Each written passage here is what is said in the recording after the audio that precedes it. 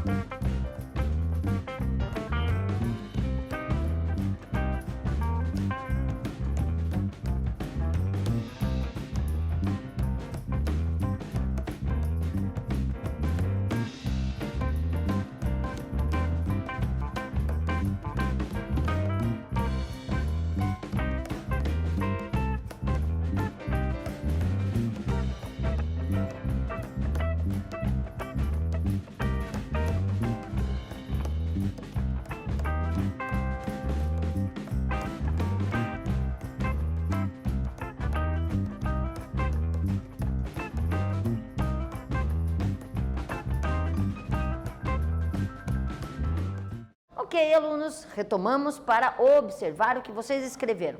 Sempre que for solicitado a vocês um esquema de escrita, observe a metodologia na qual você tem melhor assimilação.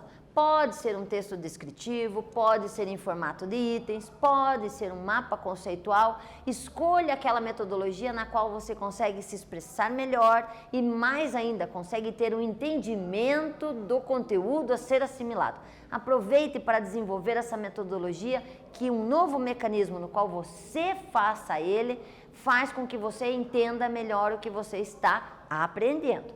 Nisso, vamos partir do pressuposto da imagem. Olha a imagem. Nessa imagem aparecem muitas mãozinhas coloridas para identificar essa sistemática de organização dos direitos humanos como sendo primazia na declaração.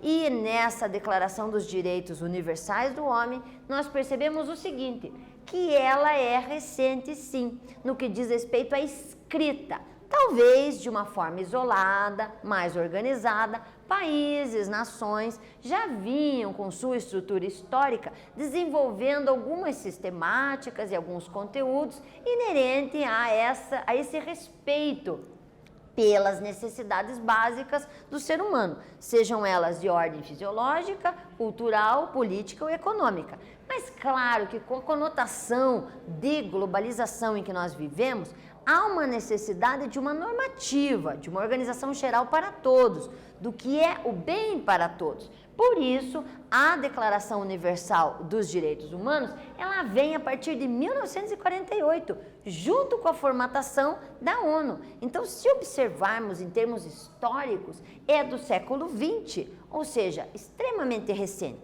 Não que antes não existisse, é que antes o que nós tínhamos? Nós tínhamos de maneira isolada ou concentrada a partir do continente, talvez, que se nós pegarmos um ou outro, a identificação de algumas situações que eram comuns, muito mais ligadas a uma tradição histórica do que normativa.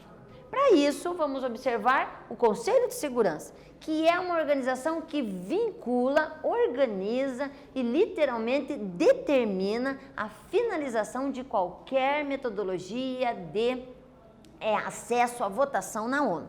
Ele se estabelece dentro de uma situação que deve simbolizar uma neutralidade, mas lógico que esses países que formam o Conselho de Segurança têm uma certa vantagem, eles sempre votam. Por essa razão, Brasil já tem mais de 20 anos que tenta entrar no Conselho de Segurança.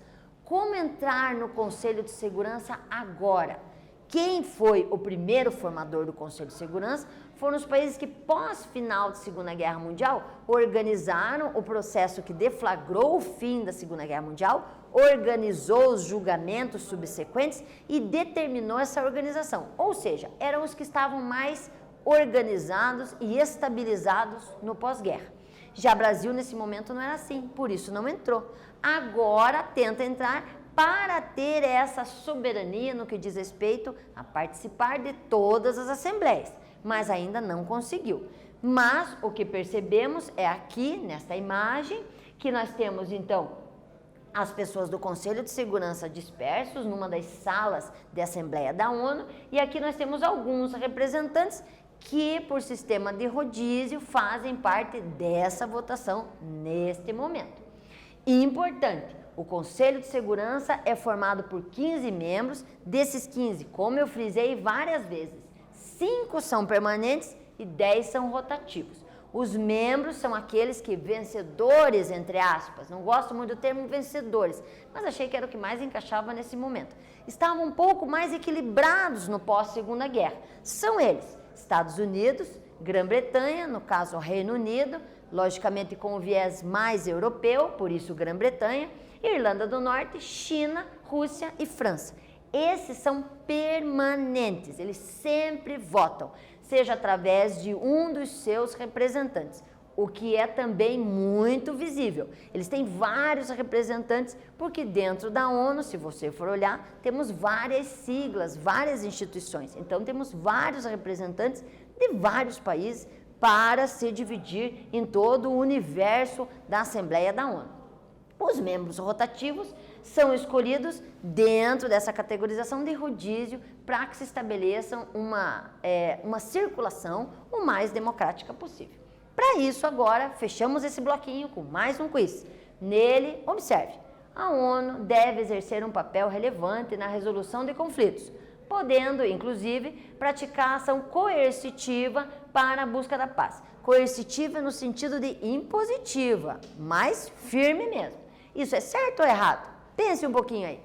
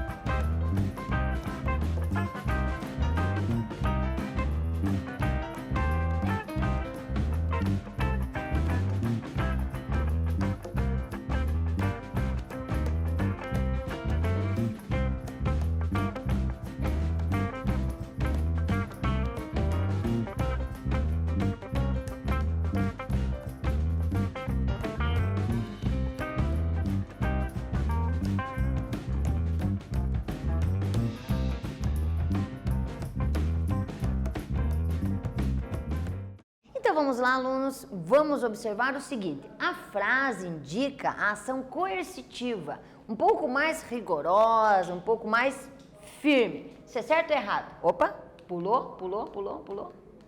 Isso é certo. Há possibilidade sim da ONU ser enfática. Em vários momentos existiram países que tentaram neutralizar informações, isso já depois da Segunda Guerra Mundial, tentaram impedir muitas vezes a fiscalização no sentido de construção de armas, principalmente nucleares, mas a ONU foi firme nesse sentido. Através de seus mecanismos, principalmente o exército da ONU, chamado Exército Azul, ele entra em determinados lugares e ele faz seu papel coercitivo, se for necessário, para estabelecer o seu papel principal, que é manter a paz mundial, ou pelo menos fazer este papel de organizador do conflito ou mediador do conflito quando é possível. Para isso, vamos observar algumas situações isoladas para que a gente tenha noção de como isso acontece. Nós temos vários pontos de conflito e uma frase que tristemente posso dizer a vocês é que desde agosto de 1945, o mundo até o dia de hoje, seja qual data você pegar, você vai perceber que nunca existiu um dia em que não houvesse um conflito em alguma parte do mundo. Então, muitas vezes, a gente se remete a dizer, olha, em 45 acabou a Guerra Mundial, num contexto de união da guerra, mas movimentos isolados, conflitos isolados, extermínios de muitas pessoas, extermínios de massa mesmo, genocídios, aconteceram em vários lugares. Muitas vezes, por uma ausência de tecnologia, de informação, nem ficamos sabendo. Alguns ficamos sabendo, mas é triste ressaltar que o homem nunca conseguiu em todo o planeta viver um dia de paz. Isso é muito triste mesmo. Observando esta imagem, a gente tem uma situação bem característica, que não é isolado do continente africano, que eu busco aqui, é uma característica que já aconteceu em vários outros continentes e que acontece até os dias em que você possa pesquisar, que é a situação da guerra civil. A guerra civil, ela é uma guerra literalmente entre pessoas de uma mesma localidade, sendo ela nação, no que diz respeito a esse aspecto de passado histórico, seja ela considerada um Estado, quando tem uma organização política que regulamenta, mas infelizmente 2 blocos ou até 3 blocos não entram numa discussão democrática ou até, digamos assim, pacífica, chegam às vias de fato. E esse conflito é muito triste, porque são pessoas de uma mesma identidade, de um mesmo lugar, muitas vezes até parentes, o que gera uma problemática muito grande. No caso do Sudão, a problemática se estendeu de tal forma que a ausência de conversas não chegou a resolução alguma. E mesmo com interferência da ONU ou da Cruz Vermelha, que mandou médicos, enviou medicamentos, tentou estabelecer mesas para acordo, conversações, chegou-se ao prazo de separação do Sudão do Sul. Então, em muitos mapas, ainda do início do século XX, a gente percebia que no continente africano nós tínhamos um país só com o nome de Sudão. Hoje, já na data de 2021, a gente percebe que o Sudão, ele não é mais um país, são dois, por divergências políticas, econômicas e sociais. Isso é triste porque poderia ter até se dividido, mas de uma maneira mais pacífica, através de uma conversação, de uma organização que estabelecesse como principal regra a soberania nacional e a vontade da população. Várias outras sistemáticas de conflito foram resolvidas de maneira um pouco mais equilibrada. Olha a questão do Brasil na compra do Acre. Então, nós tínhamos um conflito com um país vizinho, mas isso foi resolvido através de uma conversação entre os países, onde se estabeleceu o que era necessário. E o Acre hoje pertence ao Brasil. Outros conflitos também foram resolvidos de maneira humanitária, já que não. Muitas pessoas tiveram que morrer, muitos campos minados tiveram que aparecer e, infelizmente, não só a morte, mas a mutilação é o resultado desse processo. Para a gente fechar isso aí, vamos falar um pouquinho sobre a ideia da criação da ONU. Não surgiu de uma hora para outra. O que deu para formar toda essa sistemática da ONU? Para isso, vamos observar o seguinte. Foram necessários anos e anos de planejamento e dezenas de horas de discussão antes do surgimento da organização. Elabore um texto que explique os objetivos de se criar a ONU. Pode ser, como já falamos anteriormente, um texto descritivo, um levantamento de itens, um mapa conceitual ou qualquer outra sistemática que você tenha um bom entendimento do assunto. Voltamos já já.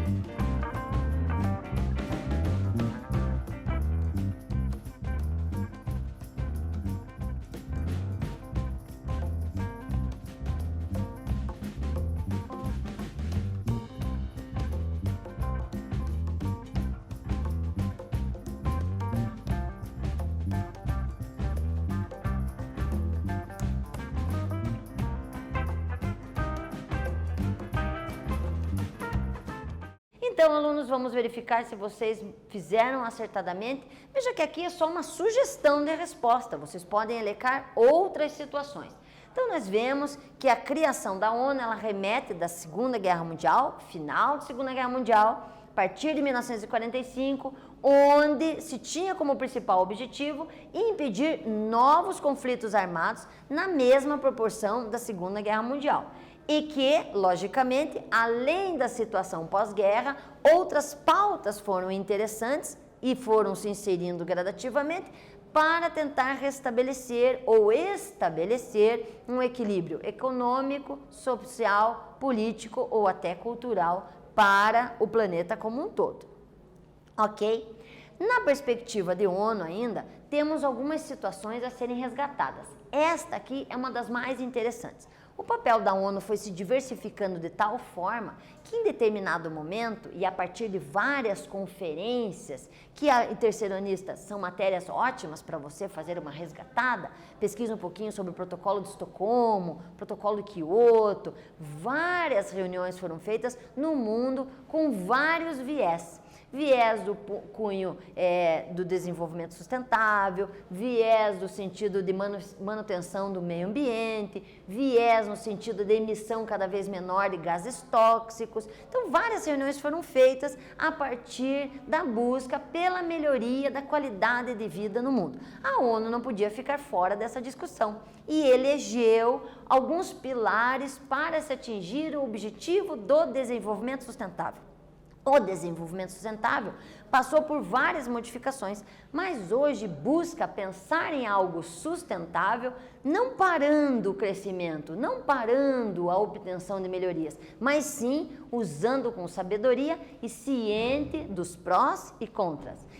Quais são essas metas que a ONU instituiu? A erradicação da pobreza, a fome zero, através da erradicação da pobreza, o bem-estar da saúde.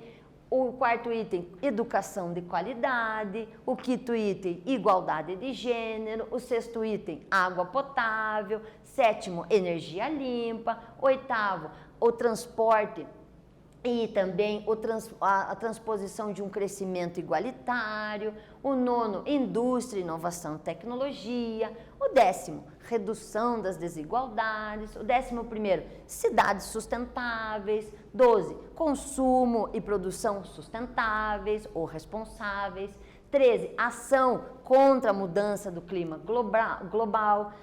14º, vida na água. 15º, vida na terra. 16, paz e justiça em instituições. E para fechar, parcerias para a implementação de tudo isso. Então, são pontos, são metas que a ONU coloca como sendo objetivos a serem atingidos para se conseguir o equilíbrio da vida no planeta Terra, para nós, principalmente, que somos moradores aqui do planeta.